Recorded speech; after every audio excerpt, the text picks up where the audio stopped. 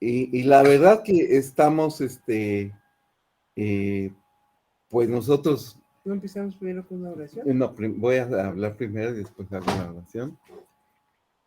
Con estos temas que la verdad nos llevan, como le había dicho hace 8 días, a estar pensando muy bien en lo que tenemos que decir, ¿verdad? Porque en esto pues hay varias doctrinas, se dividen varias doctrinas y muchos de nosotros podemos malentenderlas, ¿verdad? Y creo que hay que tener cuidado con esto. En sí, creo que todos debemos de pensar que hay un Dios, que por gracia estamos siendo salvos, estamos siendo santificados por la expiación que hizo nuestro Señor Jesucristo, obedeciendo la voluntad de su Padre. Y quiero hacer una breve remembranza de lo que vimos hace 8 días. Bienvenido, Moy. Lo que vimos hace 8 días en segunda de Tesalonicenses 2 del 13 al 17. Pero nosotros debemos dar siempre gracias a Dios respecto a vosotros, hermanos amados por el Señor, de que Dios os haya escogido desde el principio para salvación mediante la santificación por el Espíritu y la fe en la verdad. No se ve, y aquí ya está. ¿Se escucha bien? ¿Estamos bien? Ok. Sí se A lo escucha cual bien, pero no se ve la pantalla. Se perdió la pantalla, Sammy. Sí. Ya, gracias. Ok.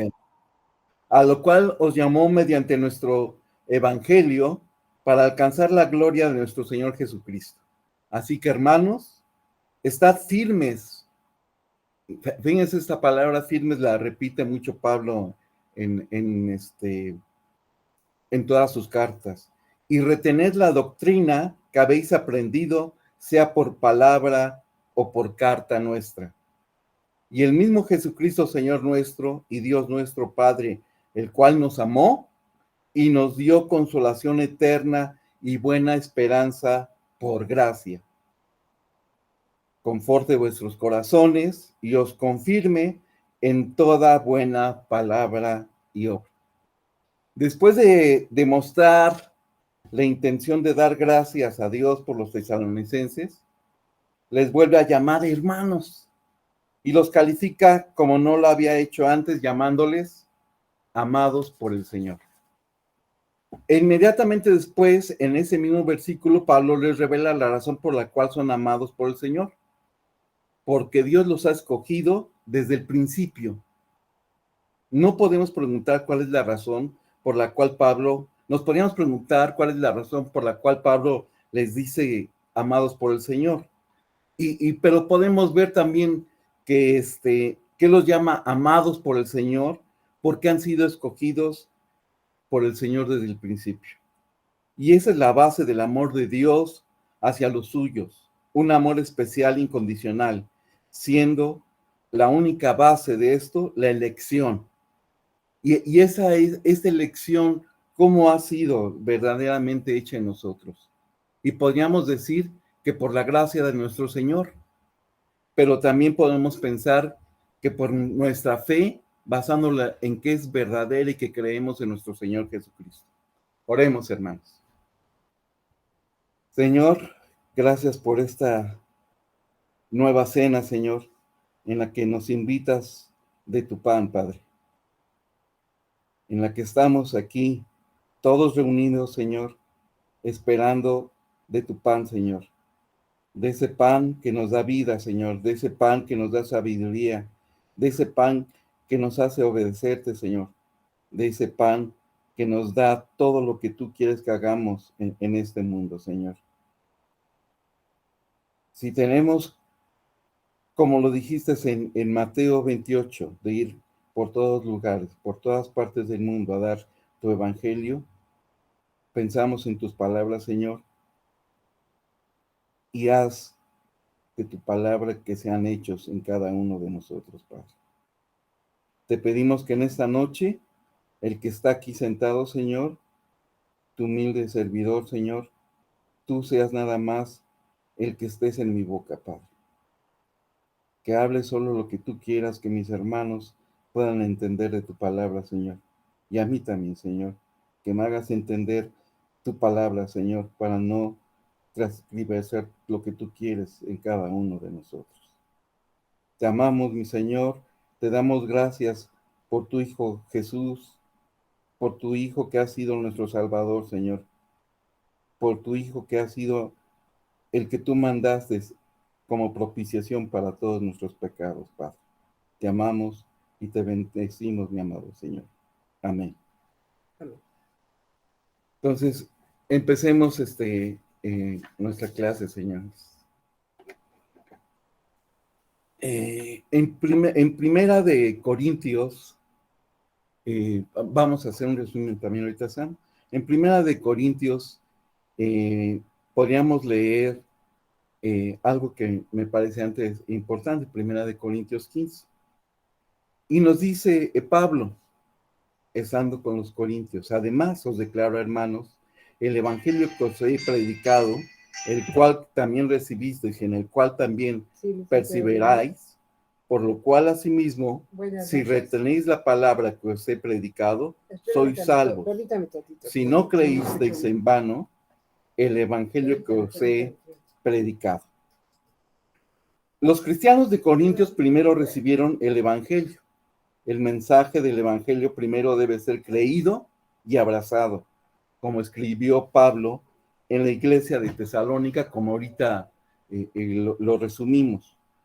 Y también podemos ver en ese mismo mensaje que les da a los tesalonicenses, por lo cual también nosotros sin cesar damos gracias a Dios de que cuando recibisteis la palabra de Dios y que oísteis de nosotros, recibisteis no como la palabra de hombres, sino según es en verdad la palabra de Dios, el cual actúa en vosotros. Pues con estas palabras vamos a empezar la causa de la expiación, la necesidad de la expiación y por quién murió nuestro Señor Jesucristo. Primeramente, Cristo debería ser semejante a sus hermanos para venir a ser misericordioso y fiel y sumo sacerdote para expiar los pecados del pueblo. Y podemos ver en Hebreos 2:17, por lo cual debía ser en todo semejante a sus hermanos para venir a ser misericordioso y fiel sumo sacerdote en lo que Dios se refiere, para expiar los pecados del pueblo. Y en primera, para Cristo, para que Cristo fuera el sustituto adecuado para llevar a cabo el castigo por el pecado en lugar de los pecadores y apaciguar la ira de Dios. Y en primera de Pedro, de 1 al 18 al 20, podemos ver: sabiendo que fuisteis rescatados de vuestra vana manera de vivir, la cual recibisteis de vuestros padres, no con cosas corruptibles como oro y plata, sino con la sangre preciosa de Cristo, como de un cordero sin mancha, ni condenación, ya destinado desde antes de la fundación del mundo, pero manifestado en los postreros tiempos por amor a vosotros. Cristo fue obediente a la ley de Dios con el fin de proveer la justicia de Dios, que es la base de la justificación. Pablo nos enmarca: Cristo murió por nuestros pecados, como lo vemos en 1 Corintios 15. Este es el lenguaje de la expiación, y es lo que Juan escribe 30 años después de que escribiera esto Pablo. Y podemos ver en primera de Juan 2, del 1 al 2, hijitos míos, estas cosas os escribo para que no pequéis. Y si alguno hubiere pecado, abogado tenemos con el Padre, a Jesucristo el justo. Y Él es la propiciación por nuestros pecados, y no solamente por los nuestros, sino también por los de todo el mundo. Jesús no solo es la propiciación de nuestros pecados. Pablo en Romanos 11 y Pedro en Hechos 10, Pedro con la familia de Cornelio, recalcan este punto una y otra vez. Juan, en el versículo que acabamos de leer, se pronuncia con la palabra griega hilasmos. Esta palabra que Juan ocupa en este versículo significa la satisfacción real de la ira justa de Dios, y que podría también entenderse como aplacada o satisfecha. Él mismo es el apaciguamiento. Él propicia a Dios. Él satisface a Dios. Él aplaca la ira de Dios por nuestros pecados. Pero no solo los nuestros, como la gente que está cerca de Él, sino la del mundo entero. Jesús la hizo para quien en Él cree, no importando la raza o la nación. Dios quedó satisfecho con el sacrificio a favor de ellos. Nada debería quedar fuera. Y la muerte de Jesús fue una satisfacción, el cual fue Él el Cordero de Dios sacrificial. En el día definitivo de la expiación, de cuya sangre rociada ante Dios fue una verdadera satisfacción para nuestro Señor. Eso quiere decir que hay propiciación para el gentil o para quien él cree, no importando la raza o la nación. En 2 de Corintios, del 5 al 17, 21, podemos leer, nos acompaña hermanita Regina con 2 de Corintios, del 5 al 17 al 21. Ay, perdón, hermanito, no traigo lentes, no la veo. Bueno, Yo lo leo. Dice, de modo que si alguno está en Cristo, nueva criatura es. Las cosas viejas pasaron. He aquí todas son hechas nuevas. Y todo esto proviene de Dios, quien nos reconcilió consigo mismo en Cristo y nos dio el ministerio de la reconciliación, que Dios estaba en Cristo reconciliando consigo al mundo, no tomando en cuenta los pecados del hombre, y nos encargó a nosotros la palabra de reconciliación.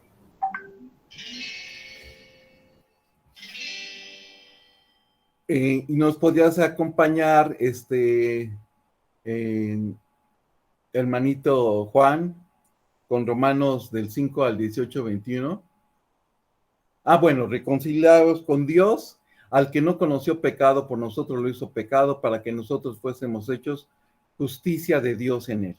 Y nos acompañas, por favor, hermanito Juan, en Romanos 5, del 18 al 21. Dice así: así que, como por la transgresión de uno vino la condenación a todos los hombres, de la misma manera, por la justicia de uno, vino a todos los hombres la justificación de vida. Porque así como por la desobediencia de un hombre, los muchos fueron constituidos pecadores, así también, por la obediencia de uno, los muchos serán constituidos justos. Pero la ley se introdujo para que el pecado abundase. Mas, cuando el pecado abundó, sobreabundó la gracia, para que así como el pecado reinó para muerte, así también la gracia reine por la justicia, para vida eterna mediante Jesucristo, Señor nuestro. Todos fuimos afectados por el pecado de Adán y nos volvimos pecadores. Por lo tanto, toda persona por la justicia de Cristo se convertirá en justo. Pablo nos habla del impacto de la obra de Cristo sobre los hombres. Y él nos nombra a los elegidos, como la afirma Pablo. El Padre ofrece a su Hijo para esta reconciliación, como propiciación por medio de la fe en su sangre, para manifestar su justicia. Y podemos leer en Romanos 3:25, a quien Dios puso como propiciación por medio de la fe en su sangre, para manifestar su justicia, a causa de haber pasado por alto en su paciencia los pecados pasados.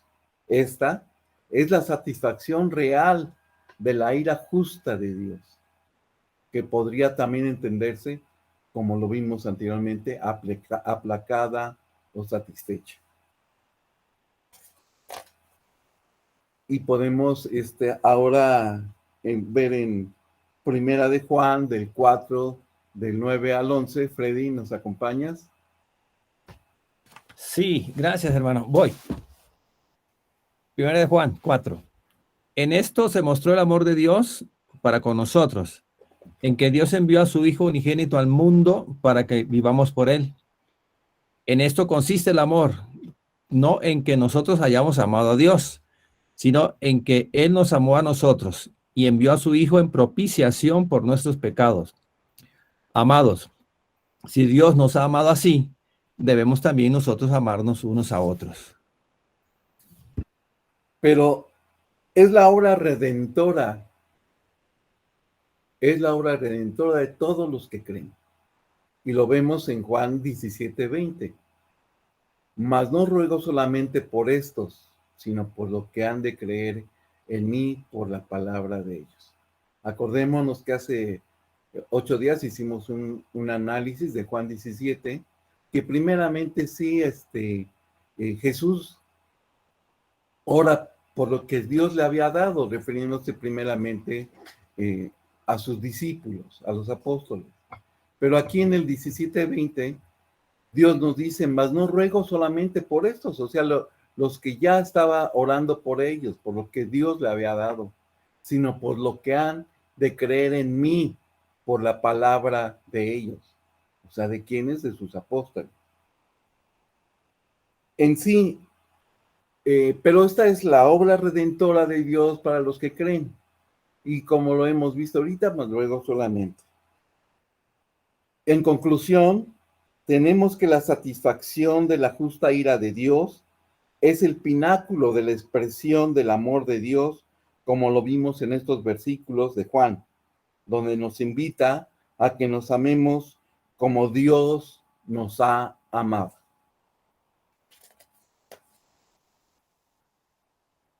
La necesidad de la expiación.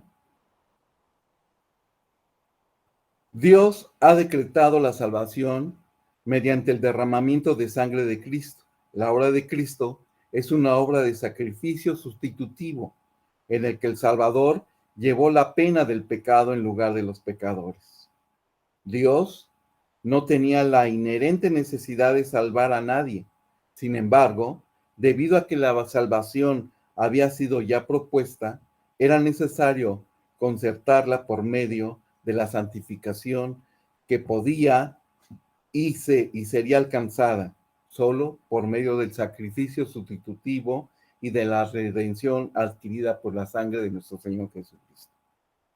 Y podemos ver en Primera de Pedro 2:24, quien llevó él mismo nuestros pecados en su cuerpo sobre el madero, para que nosotros, estando muertos a los pecados, vivamos a la justicia, y por cuya herida fuisteis sanados. Aquí podemos ver entonces cómo era esa expiación primeramente, y que recordemos que Juanito nos hablaba del Levítico al final de nuestra reunión. Entonces aquí en Levítico 17 del 11 al 11 podemos ver lo que estaba diciéndole Dios a su pueblo. Porque la vida de la carne en la sangre está, y yo os la he dado para hacer expiación sobre el altar por vuestras almas. Y la misma sangre hará expiación de la persona. Por tanto, he dicho a los hijos de Israel, ninguna persona de vosotros comerá sangre, ni el extranjero que mora en nosotros comerá sangre. Y de aquí podemos ver cómo de estas mismas palabras ahora pues existen doctrinas como la de los testigos que pues tienen prohibido hasta las transfusiones de sangre, Pero miren, haciendo un resumen de estas transfusiones y a estas oraciones que hemos hecho por la hija de Chaparrito, de César. Y desde aquí, desde este lugar, les quiero dar a todos ustedes las gracias también por haber estado orando por la hija de Chaparrito. Le acaban de hacer un examen de su médula, porque ya ven que después de los varios procesos que van teniendo de las transfusiones de sangre, a renuencia de su mamá, porque su mamá es testigo de Jehová, ¿verdad? Pero a renuencia de ello, pues la niña va sanando. Gracias a Dios. Gracias a Dios. Gracias a Dios y gracias, hermanos, por haberme acompañado en oración para el Chaparrito, César, mi trabajador. La sangre de los toros y de los machos cabríos, ni la de cualquier otro animal, pueden quitarnos los pecados. Cristo se ofrece a sí mismo como sacrificio final.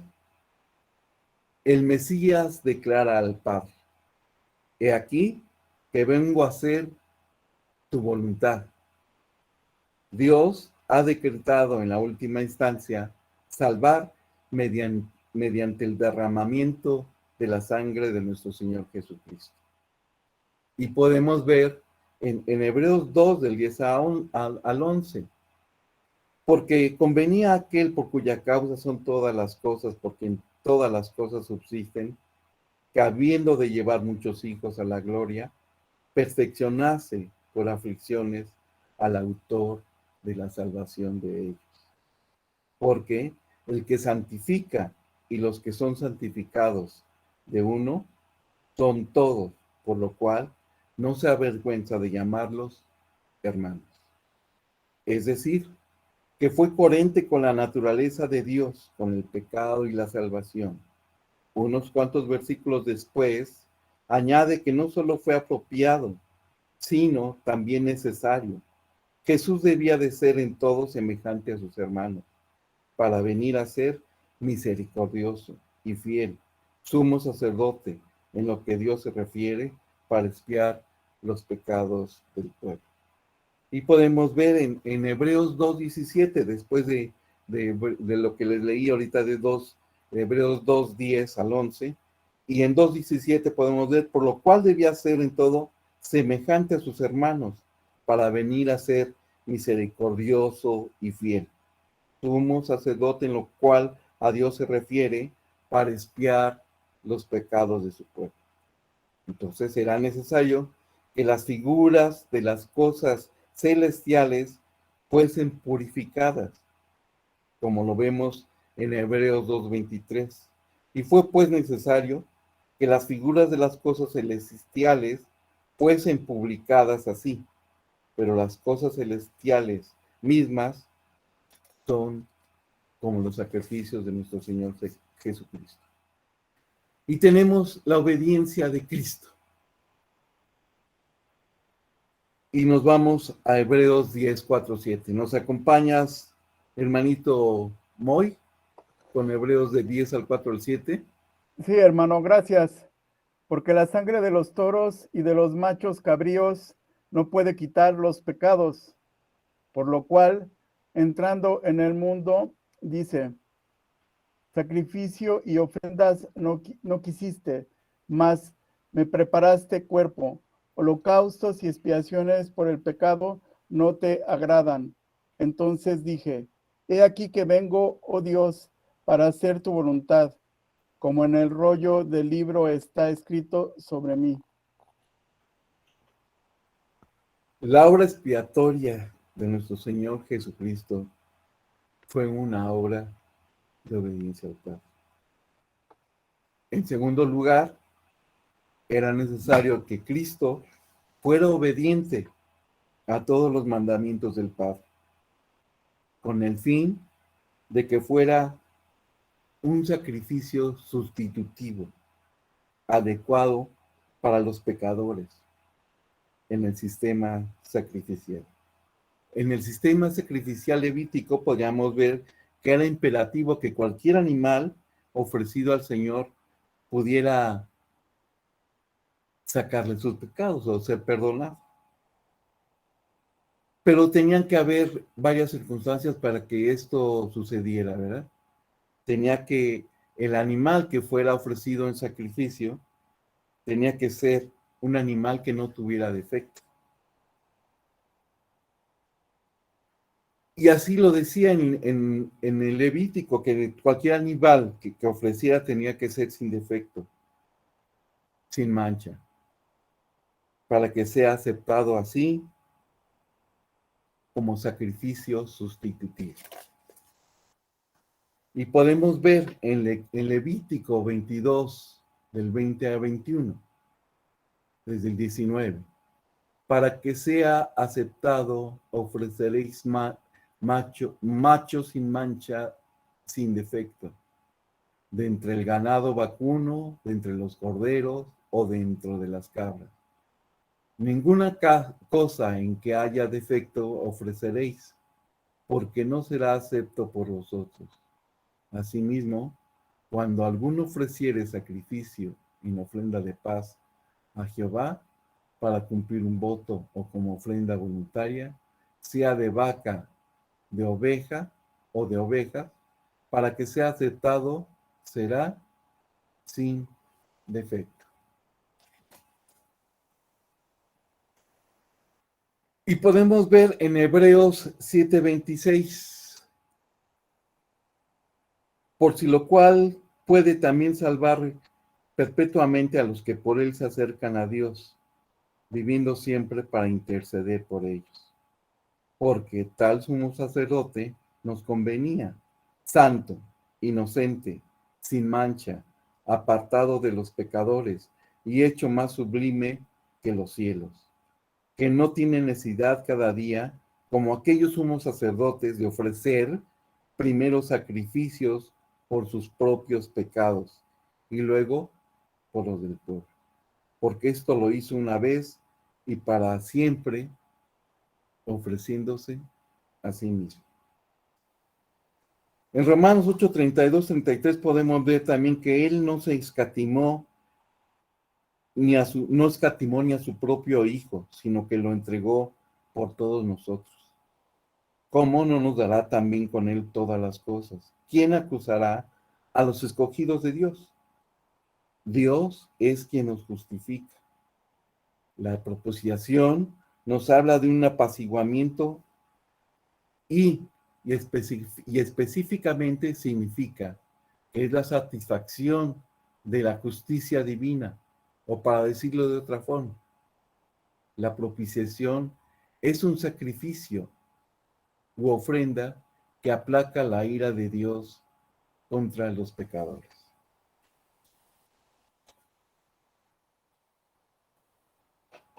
La propiciación es algo que tiene la virtud de hacer propicio, favorable, especialmente a la divinidad. Una víctima propiciatoria es la víctima de un sacrificio efectuado por fines propiciatorios. Sacrificio que se ofrecía a la ley antigua para justificar la divina. Y es la acción agradable a Dios que se mueve a piedad y a misericordia. En primera de Juan, de 4 al 9 al 10, vamos a leer desde el 7 al 10 y vamos a invitar voy a invitar a mi esposa. Ahí lo tiene. Primera de Juan, capítulo 4, desde el 7. Amados, amémonos unos a otros porque el amor es de Dios. Todo aquel que ama es nacido de Dios y conoce a Dios. El que no ama no ha conocido a Dios, porque Dios es amor. En esto se mostró el amor de Dios para con nosotros, en que Dios envió a su Hijo unigénito al mundo para que vivamos por él.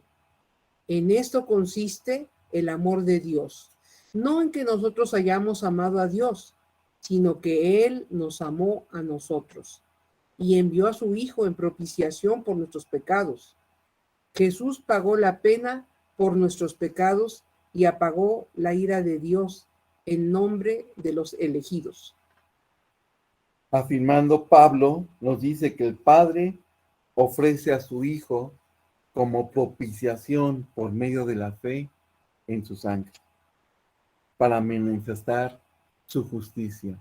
En Romanos 3 del 24 al 25 podemos ver que siendo justificados gratuitamente por su gracia mediante la redención de Cristo Jesús, a quien puso como propiciación por medio de la fe en su sangre, para manifestar su justicia a causa de haber pasado por alto en su paciencia los pecados pasados, con la mira de manifestar en este tiempo su justicia, a fin de que sea el justo y el que justifica al que es de la fe de Jesús. La ira de Dios queda satisfecha por la cruz, porque sobre ella Jesús llevó en su propia persona el pleno ejercicio de la justa ira del Padre contra los pecados de su pueblo. El Padre no ama a su pueblo basándose estrictamente a que Jesús murió por ellos, sino que Jesús murió por su pueblo, porque el Padre los amó y tuvo misericordia de ellos. El amor de Dios no es el resultado de la muerte de Cristo, sino más bien la causa, la voluntad del amor de su Padre. Y podemos ver en Juan 3:17, porque de tal manera amó Dios al mundo, que ha dado a su Hijo unigénito, para que todo aquel que en él cree no se pierda, mas tenga vida eterna. Porque no envió Dios a su Hijo al mundo para condenar al mundo, sino para que el mundo sea salvo por él. Una vez que el Dios Trino hubo decretado en su amor reconciliar consigo a aquellos que había escogido. Por culpa del pecado, la humanidad es culpable de quebrantar la ley de Dios. Ha provocado su ira y por consiguiente, este hombre está separado de él. Aunque su amor lo motiva a salvarnos y a perdonarnos. Pablo enmarca otro punto sobre la causa de la expiación en 1 Corintios 15:3, como lo habíamos dicho. Porque primeramente os he enseñado lo que asimismo recibí, que Cristo murió por nuestros pecados conforme las Escrituras. Pablo nos está sugiriendo que la muerte de Cristo no tuviera alguna conexión vaga, mística o etérea de la caída humana, como si muriera meramente porque la gente malvada que en un ataque de locura se hizo hacer mártir. El punto es que Jesús de manera voluntaria murió por nuestros pecados conforme a las Escrituras y conforme a la voluntad de su Padre. Él es el cumplimiento de todo lo que ilustraba el sistema de sacrificios del Antiguo Testamento. Él es la respuesta al enigma de cómo un Dios verdaderamente justo puede perdonar la injusticia de pecadores impíos. Por consiguiente, el amor y la justicia de Dios constituyen la doble causa de la expiación llevada a cabo por el Hijo. Es su amor lo que mueve a actuar de la manera salvadora. Es su justicia la que se asegura de que se efectúe la salvación de un modo coherente con su santidad. Sin embargo, el no hacer hincapié en la justicia de Dios como aquello que había y guía a su amor, oscurece la plenitud de su carácter y reduce la relevancia de la cruz a algo inteligible. La propiciación, hermanos, es la santificación de la justa ira de Dios. Es el pináculo de la expresión del amor de Dios. Y habíamos visto en Juan 4:10, en esto consiste el amor, no en que nosotros hayamos amado a Dios, sino que Él nos amó a nosotros y envió a su Hijo en propiciación por nuestros pecados.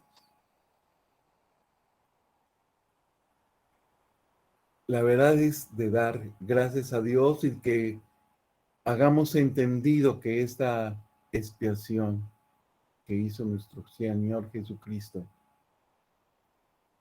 y esta propiciación, esta forma de actuar de nuestro Señor para que fuera exaltado,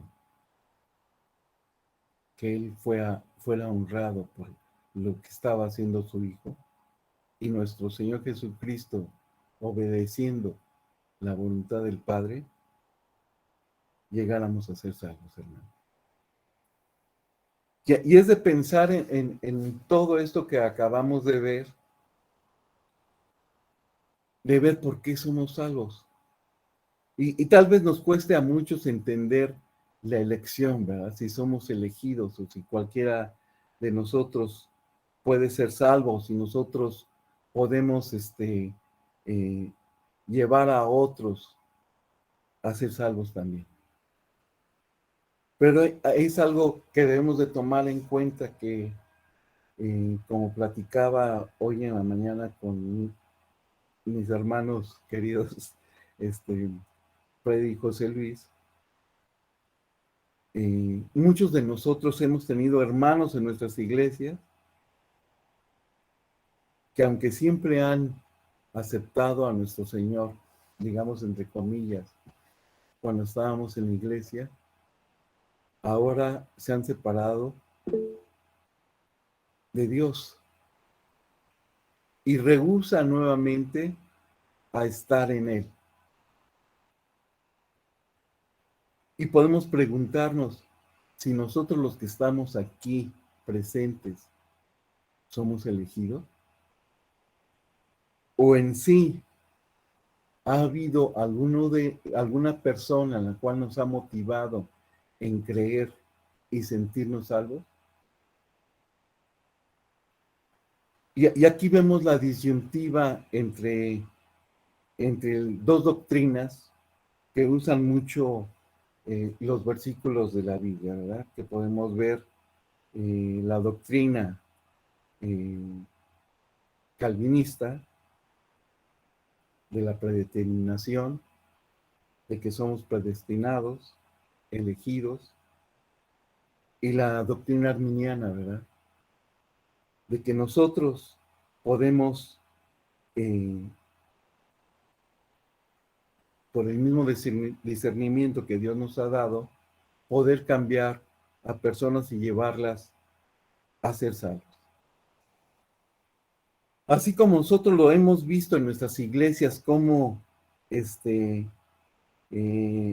hay personas que estaban con nosotros muy entregados al Señor y ahora han sido separados. Imaginemos en aquel entonces en que Jesús les hablaba a sus discípulos. Y muchos de ellos habían creído en Él y lo seguían también. Pero muchos de ellos también fueron de los que lo apedrearon, lo escupieron, blasfemaron en frente de Él, de nuestro Señor Jesucristo, y Él habiéndoles hablado en frente. Entonces, esa ira de Dios podemos representarla también en que, aunque muchos somos los llamados, pocos somos los elegidos, como está escrito en Mateo. Ese llamamiento que nos hace nuestro Señor, ese llamamiento que pensamos y que creamos con fe en que somos elegidos. Esa palabra que vimos, por ejemplo, en todo lo que estudiamos hace 8 días de Juan 17, que primero da gracias nuestro Señor Jesucristo por los que Dios le había dado, refiriéndose a sus discípulos, y después en 17:20, dando gracias por los que sus discípulos hicieron creer en él.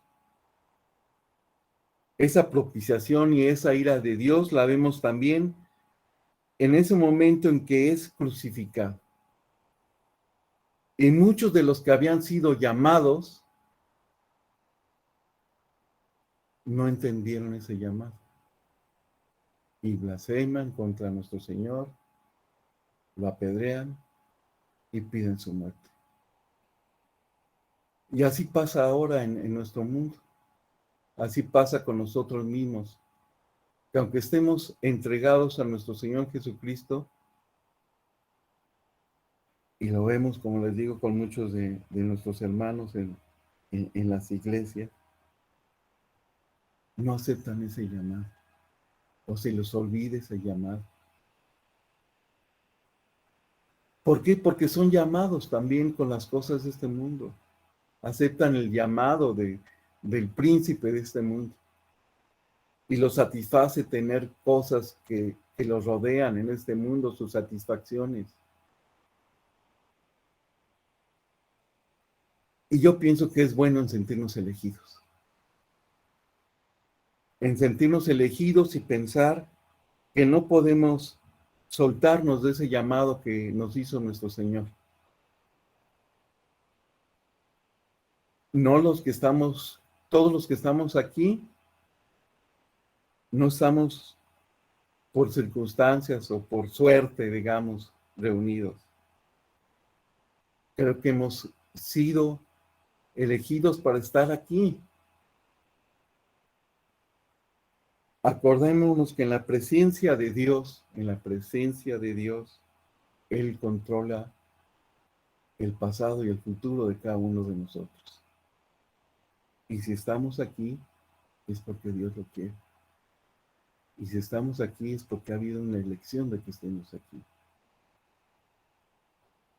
Pero también quiero llegar a Mateo 28, en que sí, al igual que como sentirnos elegidos, también estamos llamados a llevar su palabra y llevar a su redil a todos aquellos a que el mismo Jesús decía, para aquellos que aún todavía las ovejas que falta él por juntar. Y nosotros ahora tenemos esa obligación de, como pastores en esta tierra, jalar a su redil a todas aquellas ovejas que están perdidas.